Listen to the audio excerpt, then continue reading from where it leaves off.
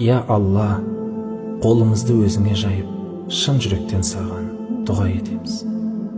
Я Алла, я Раббым, жылдар бойы күнәға батқан жүрегімізбен алдыңа тәубемізге келіп тұрмыз.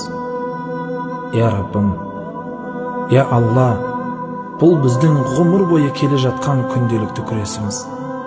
Бұл жалған дүние бүлік пен азғындыққа толы болса да, күннен күнге жақсы адам болуға тырысамыз, алайда күн сайын жеңіліске ұшыраймыз.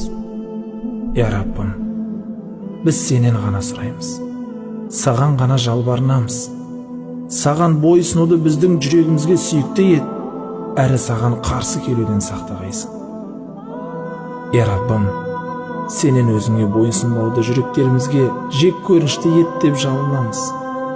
Біздерге саған қарсы келуден қорқатын жүрек бере бол. Я Алла, я Жаратушы, біздерді саған бойынсынуға жақын ет.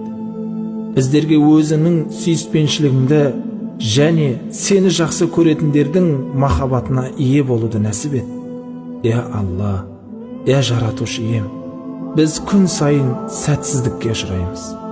Мешітке келіп, құлшылық қыламыз, ұстаздың алдына барып, ілім аламыз.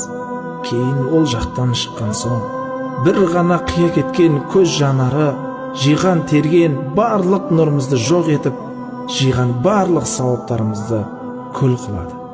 Я Жаратушы Алла, сауапты амал жасап, ойлардың пайдалы болуына жәрдем бер. Үйімізге келген кезде жасаған амалымыз отбасымызға да пайдалы болуын нәсіп ет. Я Раббым, сен теңдесі жоқ шеберсің. Сен ер адамдар мешітте құлшылық жасап, сол нұрды үйіне алып баратын қылып қойғансың. Алайда, Аллахым, біз бұл мәселеде әлсіздік танытамыз. Біз мешітте құлшылық жасасақ та, үйімізге сол нұрды алып келуге қауқарсызбыз.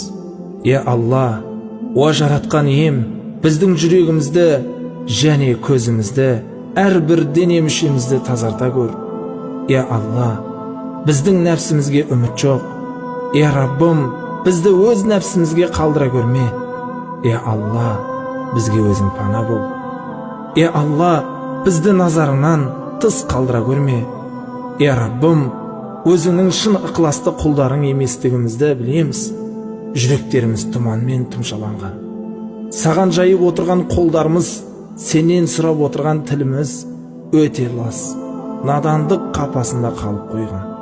Бірақ біз басқа ешкімнен сұрай алмаймыз.